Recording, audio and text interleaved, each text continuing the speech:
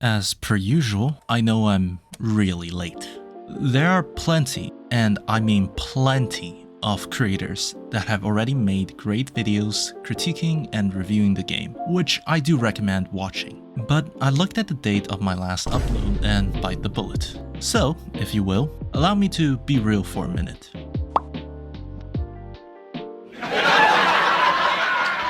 Indigo Park. I think introducing the game is redundant now. The newest indie mascot horror hit with all your favorite Twinkie FNAF YouTubers screaming their lungs out occasionally.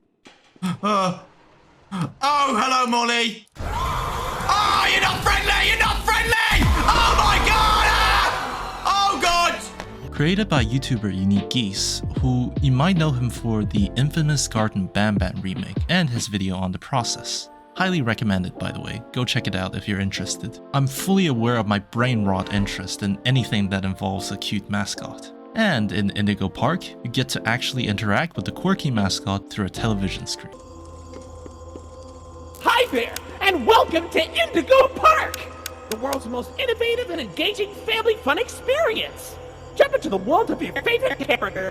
Wait, you're our first guest in 2,920 days, 4 hours, 23 minutes, and 38 seconds. Congratulations! I'm Rambley the raccoon, and it's my job to make sure your experience here at Indigo Park is the most fun it can be. Just hop on over to the registration center to your left, where our friendly assistant will help you begin your adventure in the park.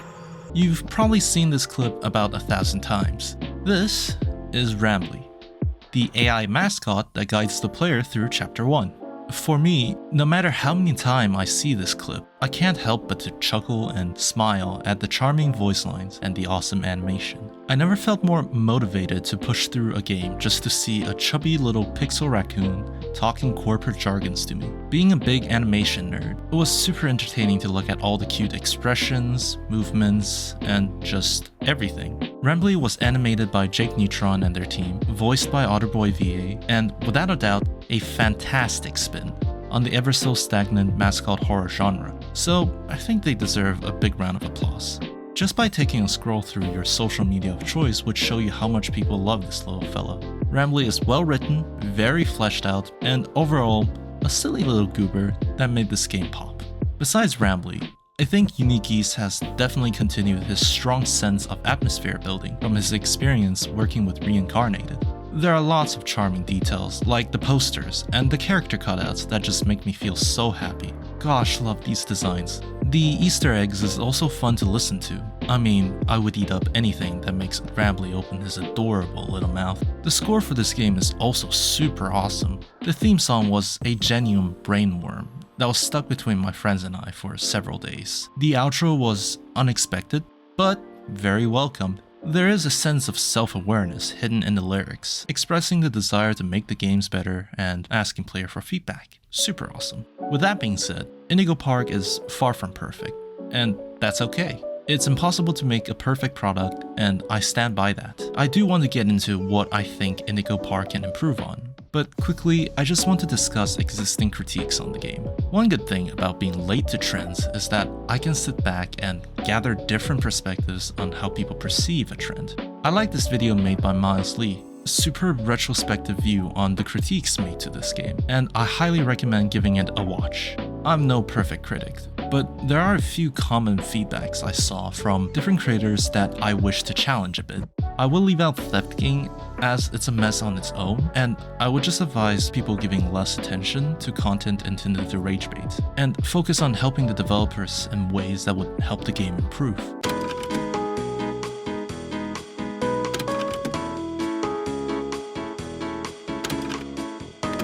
Now, one thing I heard being thrown around is that Indigo Park is just a walking simulator. Fair. When I tuned in the stream of UniqueGeese, he once said it himself that the state of Chapter 1 is basically a glorified walking simulator. I'm excited to really explore different puzzles and stuff. I think the gameplay is definitely one of the most lacking parts of Chapter 1. I knew going into this that I was making a walking sim, but I want there to be so much more in Chapter 2. I want there to be a little bit more at least, and then hopefully each chapter gets a little more complex. I think there's still opportunities to do kind of platforming. I want to do more puzzles where you're putting stuff together and kind of repairing the park, stuff like that. However, I think it's quite the unhelpful comment that doesn't hold a lot of substance. The Mascot horror genre, or horror games in general, can be grouped under the title of a walking simulator. Slender and the 8 Pages, Tattletail, Joy of Creations, Poppy Playtime, Bendy and the Ink Machine, Shipwreck 64, and many, many more. It's so over. What the fuck is that? No, I'm gonna want it for. Pyro, if you delay It's a fucking Freddy Fazbear! forehead. All of which are fantastic games that have their own unique charms, quirks, and mechanics that can all be simplified down to holding down WASD and occasionally pressing E to interact. Isn't this a mass simplification? Well, congrats, you got the point. For more examples, look no further than the king of FNAF himself. The first night is never usually that bad in any of the games, so I'll play through.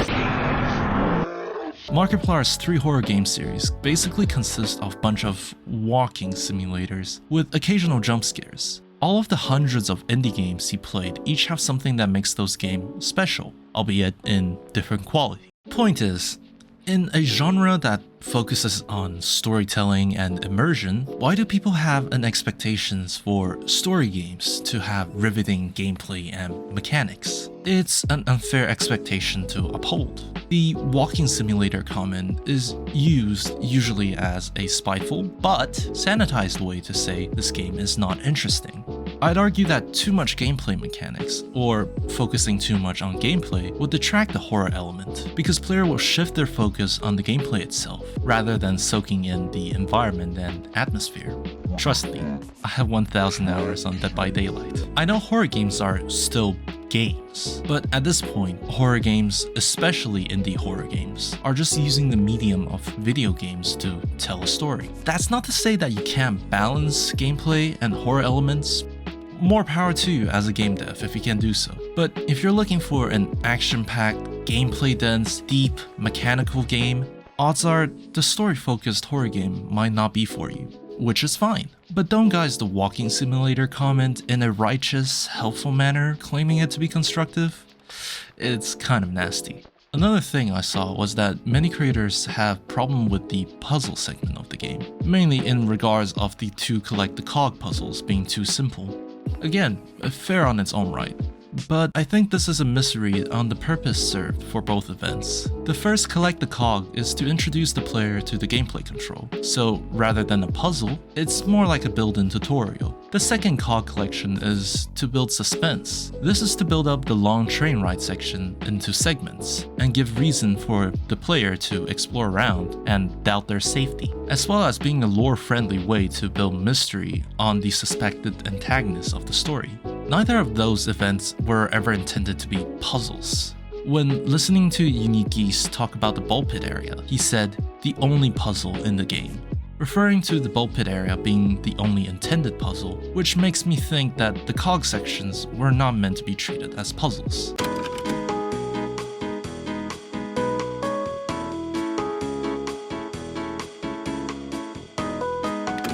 I do understand that people have a high expectation for the game, but we also need to consider the constraints and priorities. As of now, Indigo Park Chapter 1 serves more as a demo for what the game can be. These mechanics being displayed here are most likely a test to a later chapter. Pointing out mistakes and giving feedback is great, but I think we can be less harsh in many regards and treat it as it is.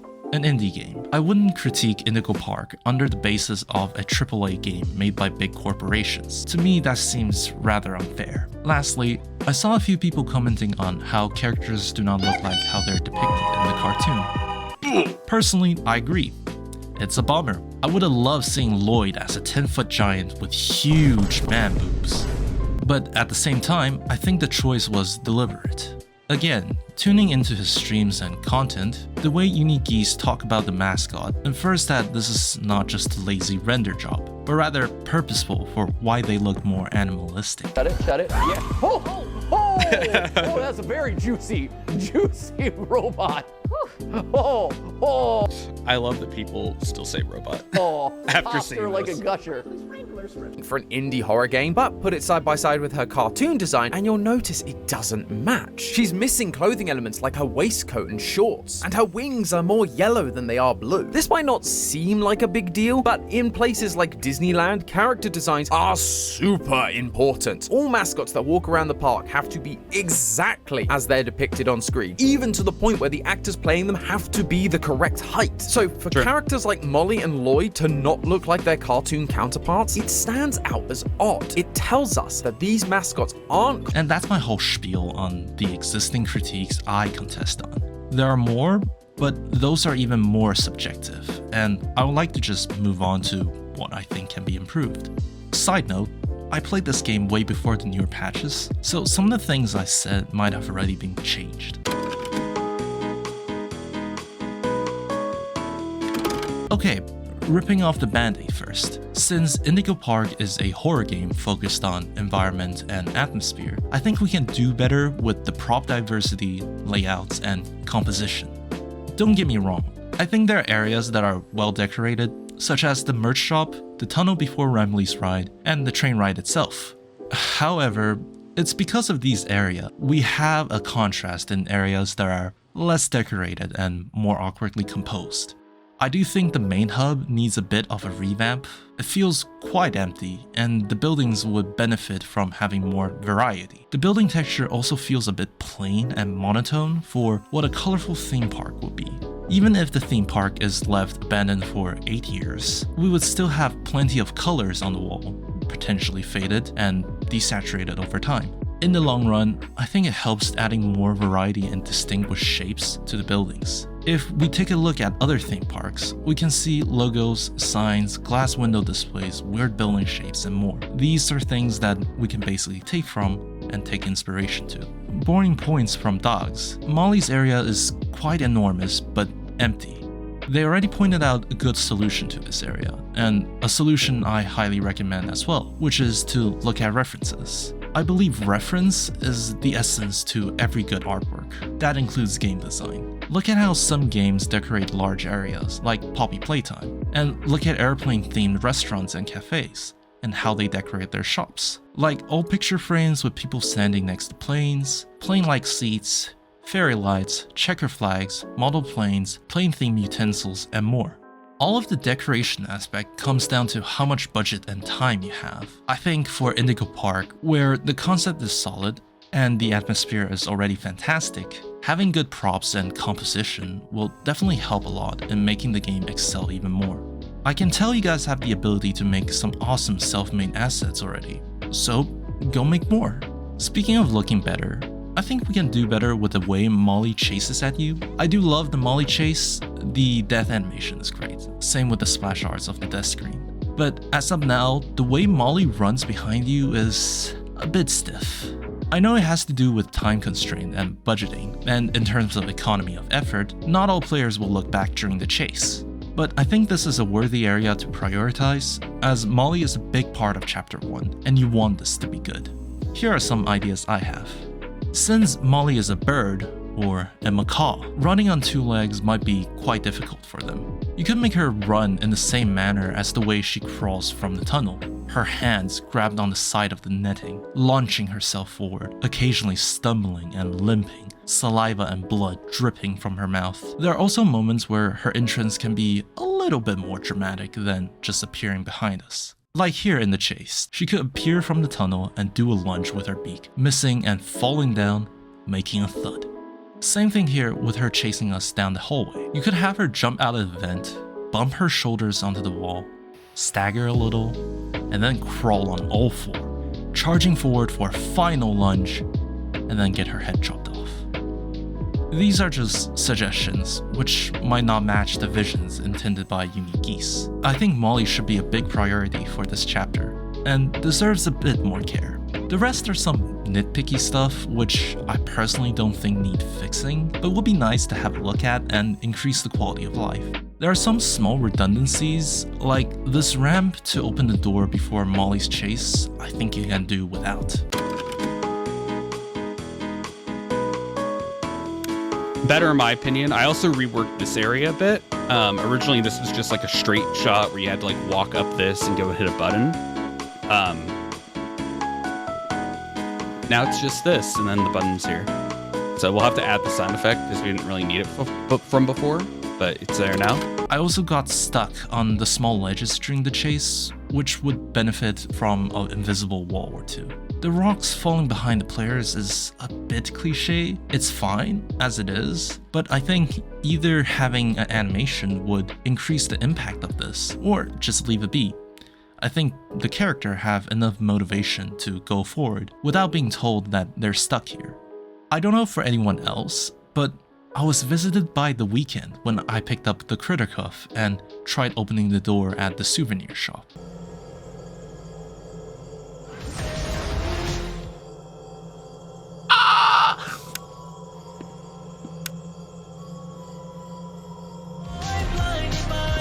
Why is God's light flashing on? Why is Allah smiting you?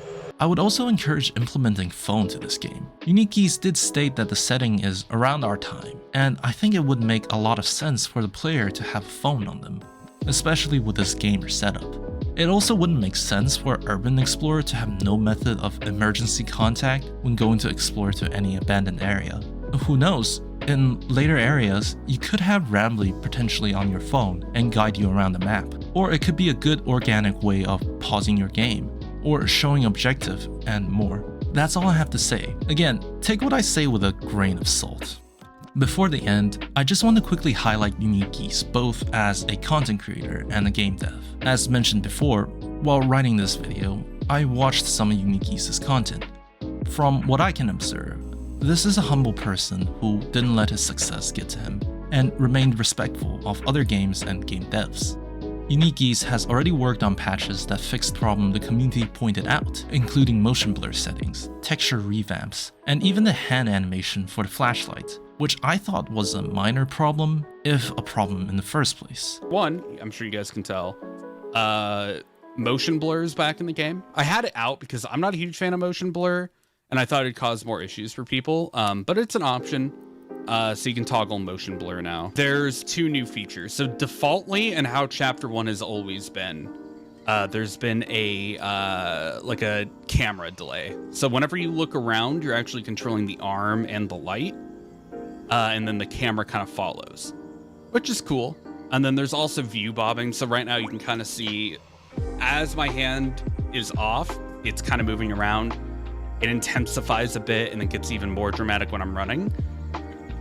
In this new update, you can now disable that if you'd like, which just has it play more like a traditional game. On new first-person animations. So if you look, whenever you turn off the flashlight, the player brings the flashlight back down, and whenever they bring it up, they hit the button.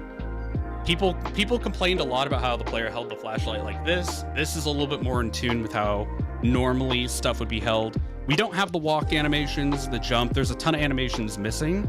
All we have is like the idle, and then bringing it out, and then putting it back down. This shows that he listens to feedback, which is an awesome quality for a creative to have. I have nothing but respect with the way he treats and talks about the artists that worked with him in this project. This is a man worth supporting. So if you have some space on your SSD, go play Indigo Park. It's free. And if you have some cash to spare, well, they already reached their funding, but you can still go spill it on his Patreon or stream. I think the passion definitely resonated with many people, and it's really inspiring. Inspiring enough to make me climb out of the grave and make this video. Indigo Park is definitely headed towards the right direction, and is something that other Mascot horror franchises should take note of. If you can't take away anything from this video, try to do the thing you want to do. I promise your passion will pay off. Eventually. With that said, my name's Dipper, and I will see you next year. Adios.